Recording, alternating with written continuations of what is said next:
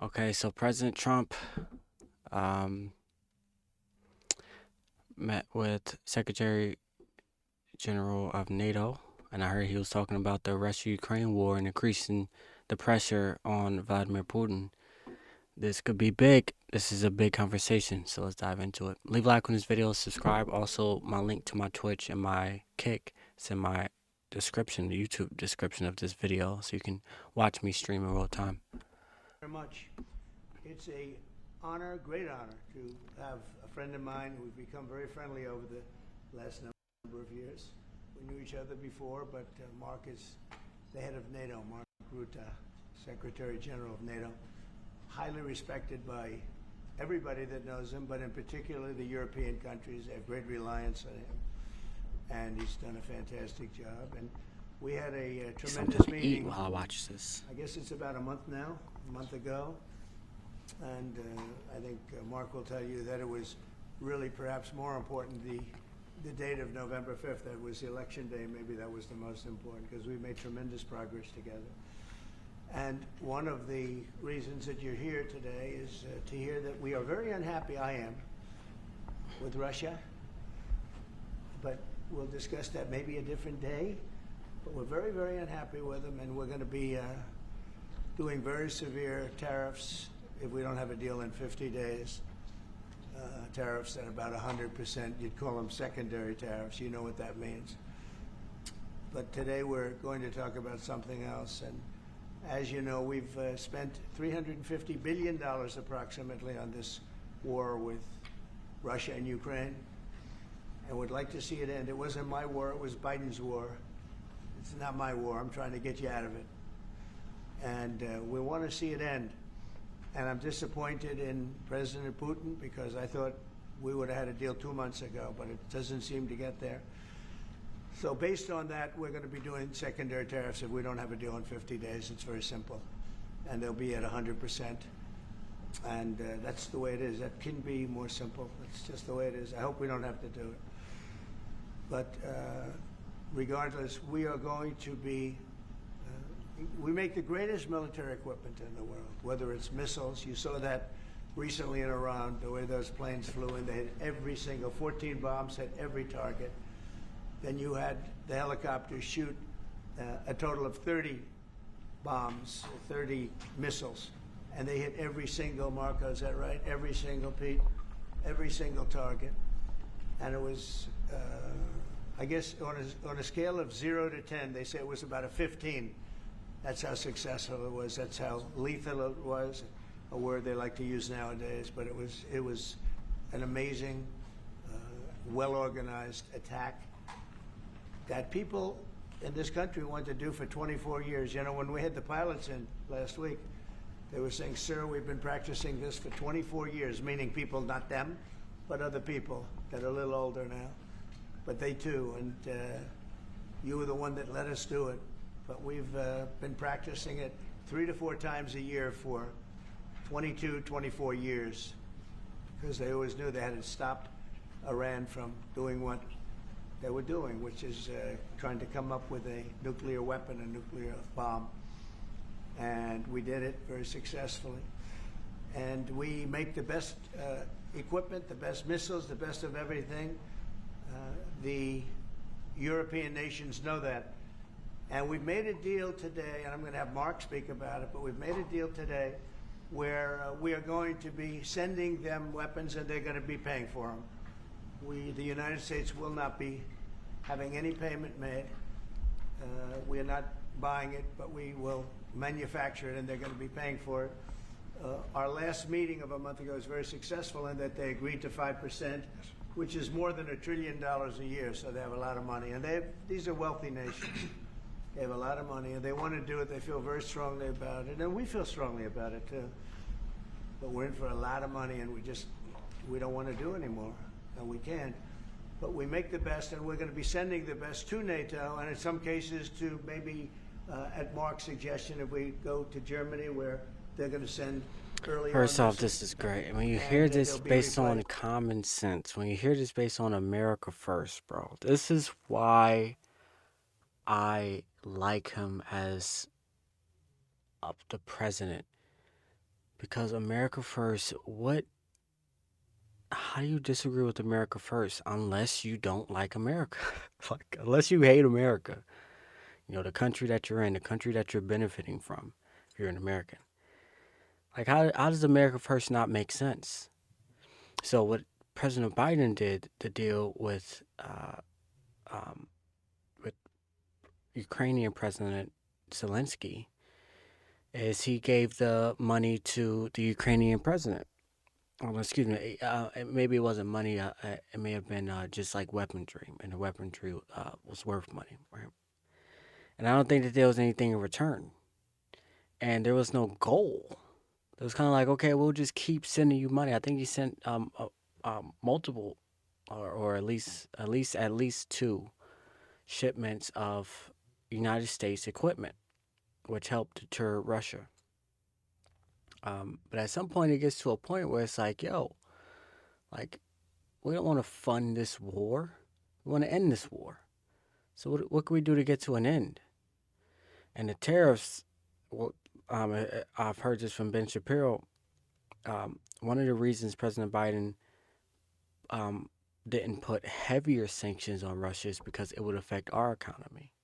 So the tariffs will likely affect our economy as well, but um, obviously something has to give. And I just like this deal, man. I like the idea of, yo, we don't want to send our soldiers over there. We do have the equipment. Y'all need the equipment. Buy the equipment from us. You know what I'm saying? And if President or dictator, whatever you want to call him, Vladimir Putin, truly wants war and it seems inevitable, and if there's anything, I hate to speak like this, but if there's anything that has been true for since the dawn of time, since the dawn of human civilization, and that's war. And unfortunately, I want to speak facts. I want to tell the truth. I'm also, by the way, this impacts me. One of the reasons I voted for him so that he can de-escalate that war.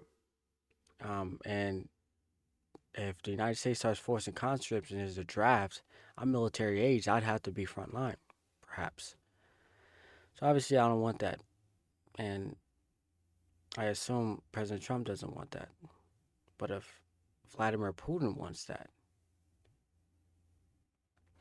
a creative way that I think that um, can get this war ended is if China steps up and deters Russia as well. Like, and if North Korea steps up and stop sending troops, you know. Well, let's continue. And NATO is going to take care of it. It's going to be coordinated by NATO, and they're going to work very much with Matt Whitaker, who's right here. He's a great ambassador, and Matt's going to be coordinate. You better do a good job, Matt. I will. But Matt's going to coordinate. He's a very talented guy. He's going to coordinate everything. So, in a nutshell, we're going to make top-of-the-line weapons, and they'll be sent to NATO. NATO may choose to have certain of them sent to other countries where we can get a little additional speed, where the country will release something and it'll be mostly in the form of a replacement. And I'd like to have Mark, and again, just a highly respected, pretty young guy for having had the career that he's had, because he had an amazing career before going to NATO. So we spent a lot of time together over the last couple of months. And if you could say a few words. Absolutely. Thank you. No, Mr. President, Donald, this is really big. This is really big. You called me on Thursday that you had taken a decision. And the decision is that you want Ukraine what it needs to have to maintain, to be able to defend itself against Russia, but you don't want Europeans to pay for it, which is totally logical. And this is building on the tremendous success of the NATO summit, the 5%, but also the decision to keep Ukraine strong and the decision to increase our defense industrial production. So based on that, that was Europe stepping up. This is again Europeans stepping up. So I've been in contact with many countries. I can tell you that at this moment, Germany massively, but also Finland and Denmark and Sweden and Norway. Got to work on Spain. Canada. They all want to be part of this, and this is only the first wave. There will be more.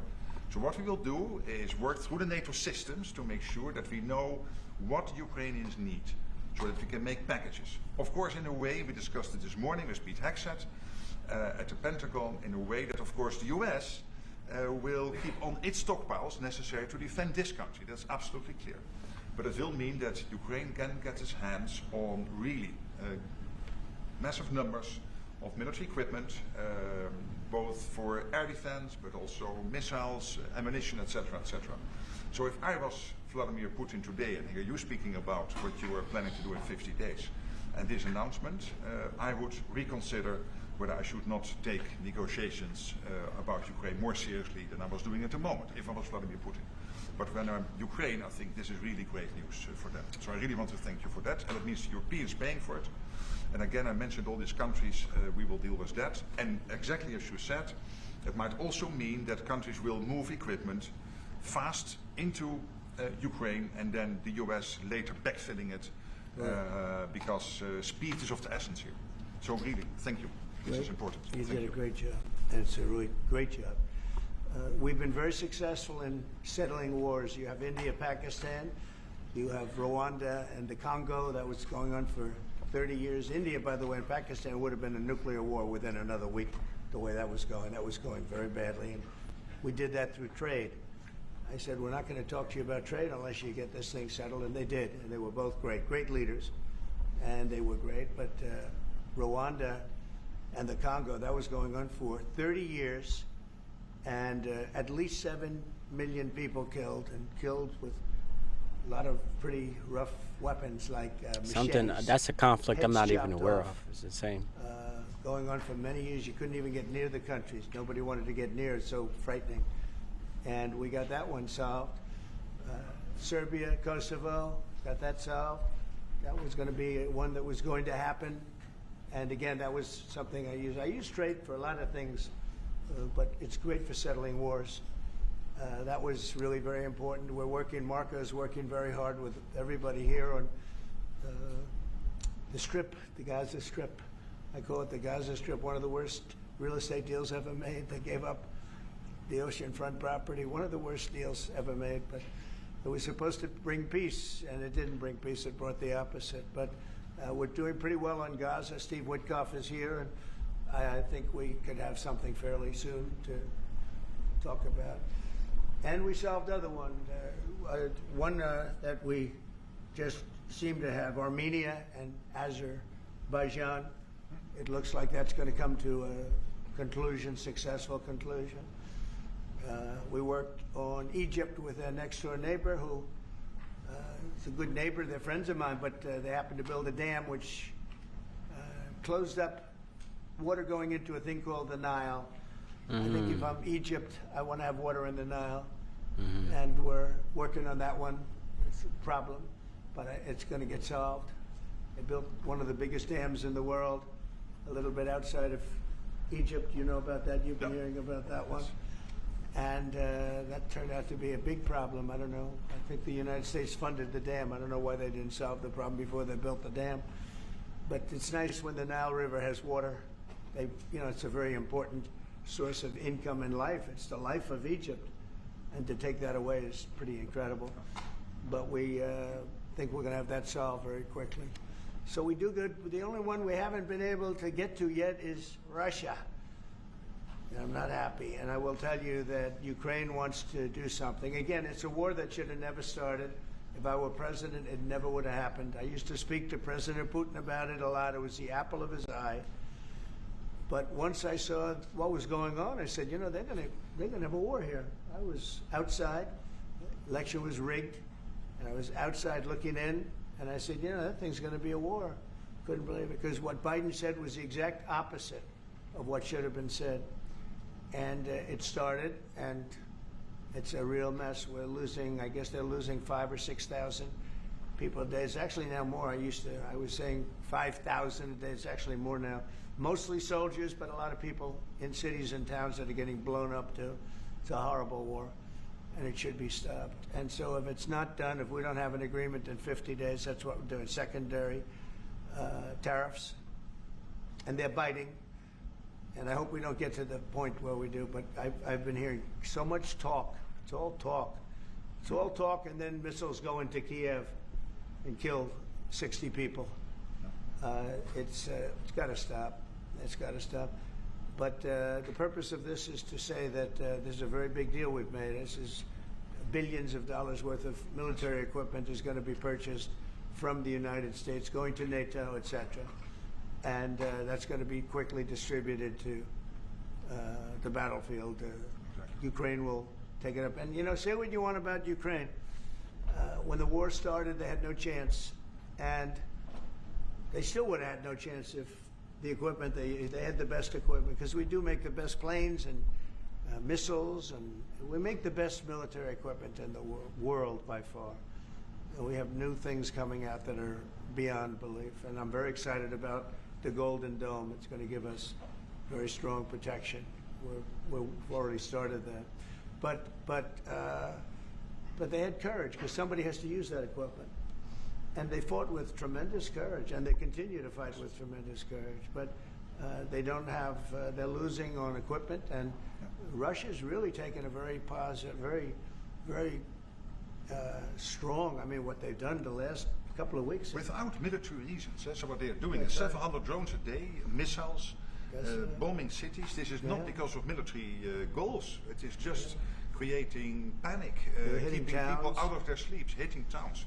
It's really terrible, and it is meaning a lot of people lose their lives, but also the infrastructure, whole cities being they're destroyed. wiping out the electric. It's going to take years to rebuild it. That's going to be the next problem. Yeah. Because, that's going to take a long time. Cities, many of the cities are knocked down to the ground. Many of the people have left, but many have stayed. I don't know. They actually stay. And most have stayed, actually. It's incredible that they stay, and knowing that a missile could be hitting your apartment house, and your apartment house that you're sitting in could collapse on top of you.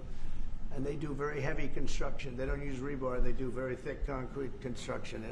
Those are heavy buildings, big buildings and heavy buildings, and they collapse like they're made out of paper. It's unbelievable to see this happening with people, so many people being killed. So we think we're going to make progress, and we hope we're going to make progress. In the meantime, we're going to get you good service on what you need.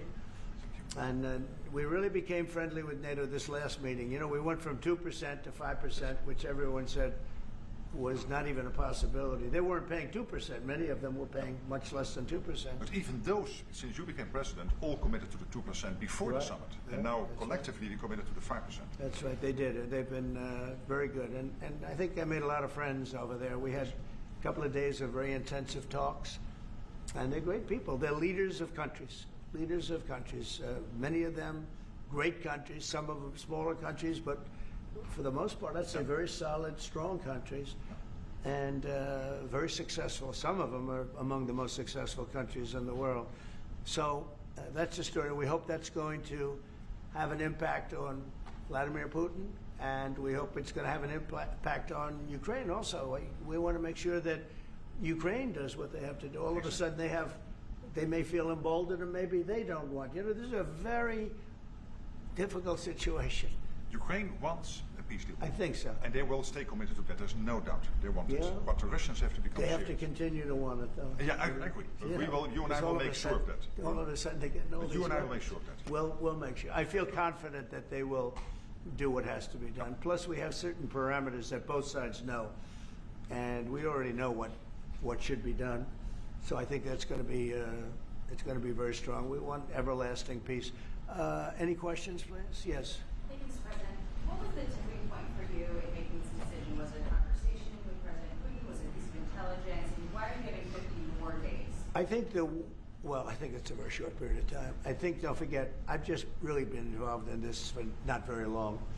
And it wasn't initial focus. This is a Biden war. This is a Democrat war, not a Republican or Trump war. This is a war that would have never happened. It shouldn't have happened. A lot of people being killed. When the final numbers come in, you're going to see a lot more people are being killed in this war than you think, than you've been writing about. It's a very deadly war. They're all bad, but this is a very deadly war. The numbers are going to be far greater. When an apartment house comes down, and they say 2 people were slightly injured.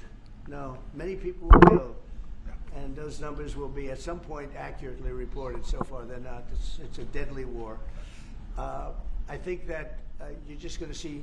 I think you're going to see strong movement. I hope so. I hope so. You know, the secondary tariffs are very, very powerful. What about the tariffs that the Republicans in the House and the Senate have ready? Yeah, 500%. sure. Why are you giving 100%? Well, the Republicans are moving very strongly in the Senate, giving us total control of it. But I'm not sure we need it, but it's certainly good that they're doing it. And Lindsey Graham's working hard. The whole John Thune, all of them, they're all working hard, and they're in coordination with Mike Johnson, Speaker in the House.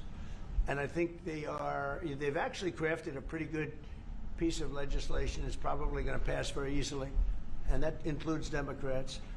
And there's some little tweaks, but I don't want to say I don't need it because I don't want them to waste their time. It could be very useful. We'll have to see. But we can do secondary. We're probably talking about 100% or something like that. We can do secondary. We can do secondary tariffs without the Senate, without the House.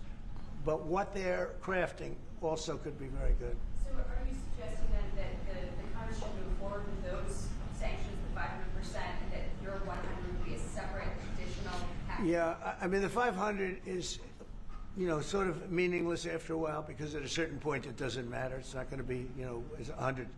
100 is going to serve the same function. But yeah, I have it at 100%.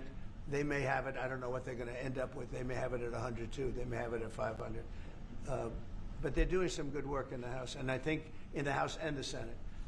And as you know, they're coordinated, and they can have it done quickly. They said they'll have it as quickly as I need it. So we'll see. We're talking to him. In fact, John Thune's coming over later on to talk. Yeah, he's gonna come over and talk. Mr. President, is it your view that Vladimir Putin mischaracterized his dedication? What? Is it your view that Vladimir Putin Did he misguide us? Did not clarify his intention? Yeah. To appease him? Well, And what happens now in the next phase? you're going to see. I mean, we're going to go for a period of time. Maybe he'll start negotiating. And I think I felt, I don't know about you, Mark, but I felt that we had a deal about 4 times. Mm-hmm. And here we are, still talking about And he didn't send serious people to the negotiations. So I remember that you were able, with Marco Rubio and with Steve Witkoff, to get these talks going in Istanbul. Yep. I remember I was myself in Turkey for NATO business in May, and we really put pressure on the Ukrainians to send a senior team to Istanbul, and they did. But then the Russians came up with this historian explaining history of Russia since 1250. We thought, and I thought, we should have had a deal done a long time ago. But it just keeps going on and on and on, and every night people are dying. A lot of people, a lot of Russian soldiers are dying, by the way, and a lot of Ukrainian soldiers too. But a lot of Russian soldiers are dying. 100,000 Russian soldiers since 1st of January. Since January, 100,000 Russian soldiers dead since January. So if anybody in Moscow is listening to this, again, 100,000 dead Russians since January. This is what President Putin is doing at the moment. Yeah, please. Will these be Patriot missiles specifically or Patriot batteries that you're planning? Everything. It's everything. It's Patriots. It's all of them. It's a full complement with the batteries. You know. When do you expect them to arrive? Well, we're going to have some come very soon, within days, actually. Because a couple of the countries that have Patriots are going to swap over and will replace the Patriots with the ones they have. And Matt will coordinate with NATO.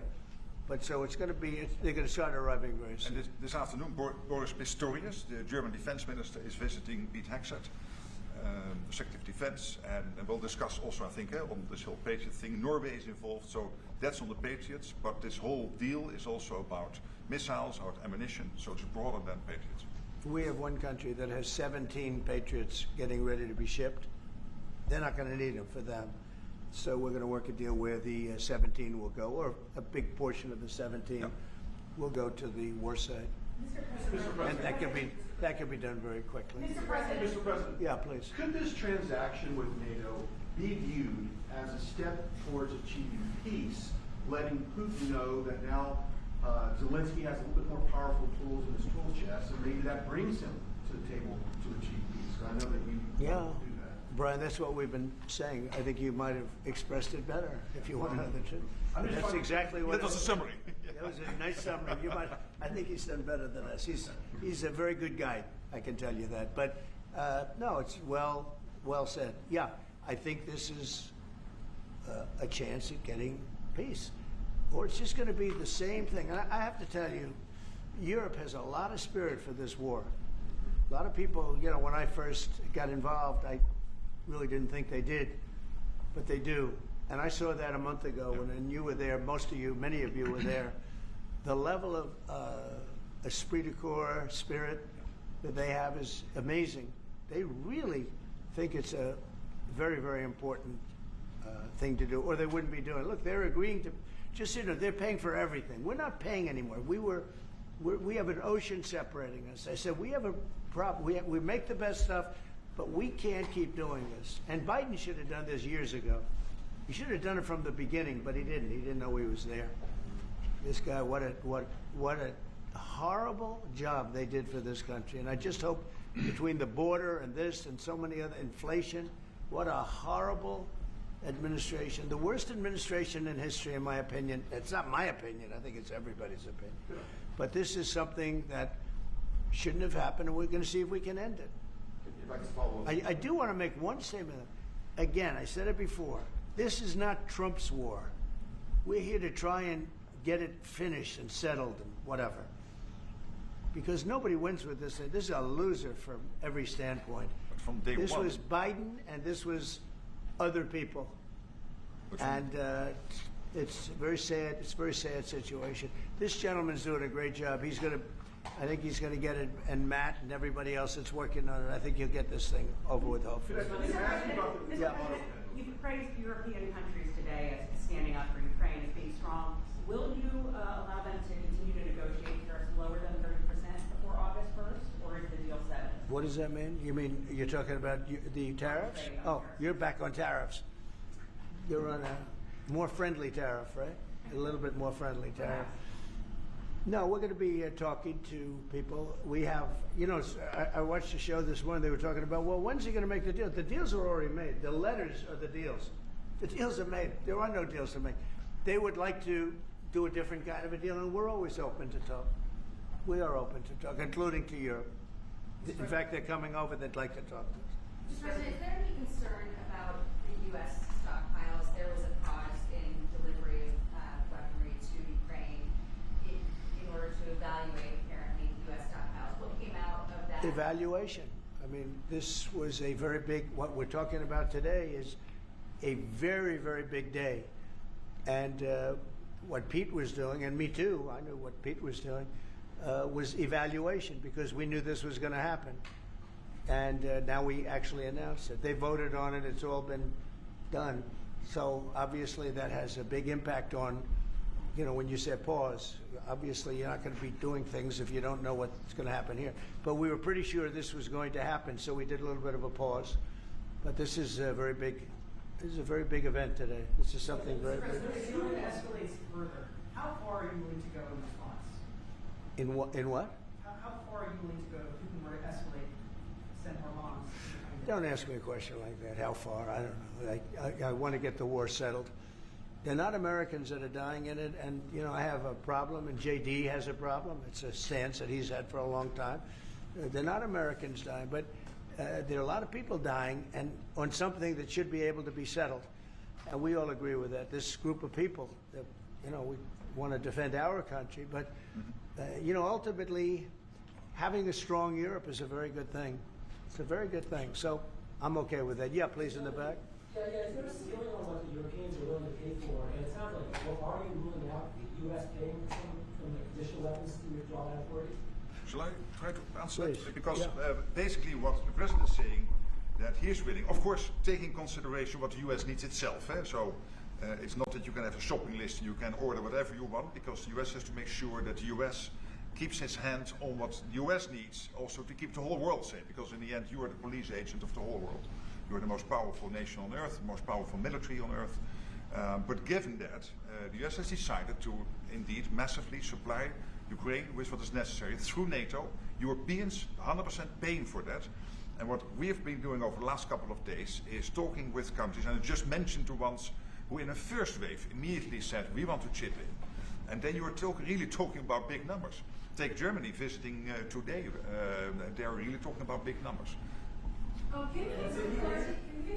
I will say that I spoke with Germany, spoke with most of the larger countries, and they are really enthusiastic about this. They want to, and they're willing to go very far. I will tell you, as per your question, how far would I go? They want to go Oh, very you love far. this shit? They don't want I this do, to happen. I ain't gonna lie. That's why I think This from shit woke Putin's me up. standpoint, it would really be good. He gets the country. I thought it was tied until I turned on politics. He's got to get his economy back. He's got to save his economy. This is a war that save his country needs in a to sense. end But the over economy in Russia and Ukraine. destroyed a lot of countries Stupid over the years. war. He wants to get that economy People back. dying. And It's he's got a a great dumb country for war. It doesn't trading make and other sense. things. If they could use the assets It's instead of war, one of the he's got biggest some reasons why I voted tremendous for him. potential. And That's what I would say.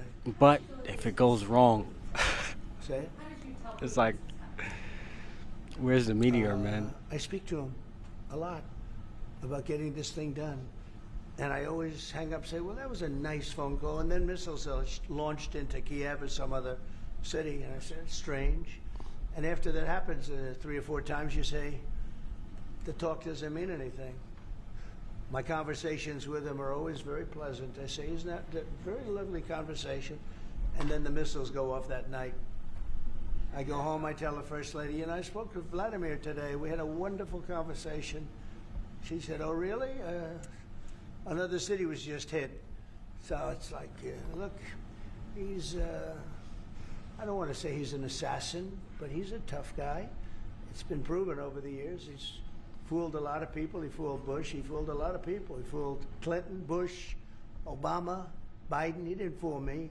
But what I do say is that at a certain point, ultimately talk doesn't talk. It's got Yes, to be to a action. point. It's got to be results. And I hope he does it. It's potentially such a great country to be wasting so many people on this and the money. And look at what's happened to his economy. Look at what's happened. So, And with the threat in 50 days, Yeah. the economy will be hit It's, very hard. I mean, look, I hope he's going to do it. He knows the deal. He knows what a fair deal is. If there is such a thing as a fair deal, there's no winners here. This is a loser. This is a loser. And I dealt with him from the beginning. It wouldn't have happened, but I will say Ukraine was the apple of his eye. We talk about it. It was the apple of his eye, but it wasn't going to happen. And he understood that. It wasn't going to happen. And then I noticed, after I was out, soldiers forming at the border. Yeah. And then I heard horrible, stupid things being said from the other side. And I said, they're really handling it very, very wrong. It's a shame. Yeah. Can I say Yeah, can I please. one thing, and that is about President Trump, because you came in office in January. On the 12th of February, you had your first phone call with Putin. I think you did exactly what I hope you would do. That is breaking the deadlock, starting the conversation, because you have to test him. I know Putin very well from the days when I was Prime Minister in the Netherlands. You have to test him. And you did this, and you really gave him a chance to be serious, to get to the table, to start negotiations. Steve Witkoff, Marco Rubio, we all tried to help you. But you've now come to a point where you say, well, hey. We actually you thought have to- we you had have to get probably serious. 4 times a deal. Yeah. I mean, you were called and you said, Yeah. this looks good. Yeah. And then the deal wouldn't happen because bombs would be thrown out that night and you'd say, we're not making any deals. It was like, But it's you very, breaking the deadlock was crucial because you had to start that process. And you were the only one who was able to do that. I think we'll get it done. Do you think he's reasonable enough to negotiate? Yeah, I think we're going to get it done. I think, look, this is a very powerful situation. You have very wealthy countries buying the best equipment in the world. And we have the best equipment in the world. We make equipment like no other. Our submarines, nuclear submarines, are so powerful. They're the most powerful weapon ever built. And we have the best in the world they're 20 years behind, 25 years behind us. We have the greatest equipment anywhere in the world. I just hope we don't have to use it. Yeah, please. Thank you, Mr. President. On a separate topic here, President Biden, of all people, spoke to the New York Times over the weekend. He did not speak to them on the record during his time in office at all. He spoke to them recently. And he defended his use of the autopen and said that he signed off on every decision. But at the same time, the Times reports that he did not individually approve each name for the categorical pardons that applies to large numbers of people. What are your take on that? Any new revelations from it? Well, I mean, you're talking about the auto pen. Look, the auto pen, I think, is maybe one of the biggest scandals that we've had in 50 to 100 years. This is a tremendous scandal. And I know the people on the other side of the, see that desk, that Resolute desk? Unfortunately, he used it before me. But, you know, we have our choice of 7 desks. They're all beautiful, but I chose the Resolute, and so did he, unfortunately. But the people on the other side of the Resolute desk, I know them. Lisa, the whole group, and they're no good. They're sick people. And I guarantee he knew nothing about what he was signing. I guarantee it. So they're going to figure it out, and we'll see what happens. But to me, the auto pen, you know, you elected president. You know what the auto pen is supposed to do? Sign thousands of letters from young people that write. We get thousands of letters a week, Susie, right? Thousands. I mean, tens of thousands sometimes. I look at a room, there's a room where we have many, many people working, responding and sending letters back. That's what an auto pen's supposed to be. To write to a young 7-year-old boy that writes to the president, and he wants to be president someday, and he loves America. That's what the auto pen's supposed to be. It's not supposed to be for signing major legislation and all of the things. No, the auto pen, and I doubt he knew. I doubt they even spoke to him about it. I think they had, it's called a freewheeling auto pen. Like, Biden was never for open borders. Biden was never for transgender for everyone. So I don't think I think the radical left people that took over the White House, and if I didn't win, our country was finished. You know, when I was in, and I said this a couple of times, I hope I don't bore you with it, but when I was in Saudi Arabia, I was in Qatar, I was in UAE, and then I met with all of your leaders, yes, including you, a great leader. He's now the leader of many countries, not just No. But I met with a lot of leaders over the last 2 months in the Middle East and all of the NATO countries. And I will tell you, they had one common phrase. They thought America was dead 1 year ago, and today they say, and they all say it, and I hope you'll back me up in this. But they say now it's the hottest country anywhere in the world. It is. Look at our numbers. Look at the numbers we made. You see, we made $25 billion last month. We didn't make that for years. The tariffs are kicking in. The economy is very strong. Even though we have a Fed person who's terrible, he doesn't know what the hell he's doing, but that's all right. We blow through interest rates. We're doing so well, we blow through it. Be nice because people would be able to buy housing a lot easier. But think of it. We thought your country was dead, and they were dealing with China because they were really going to China, but not anymore. But we thought your country was dead, and now you have the hottest country anywhere in the world.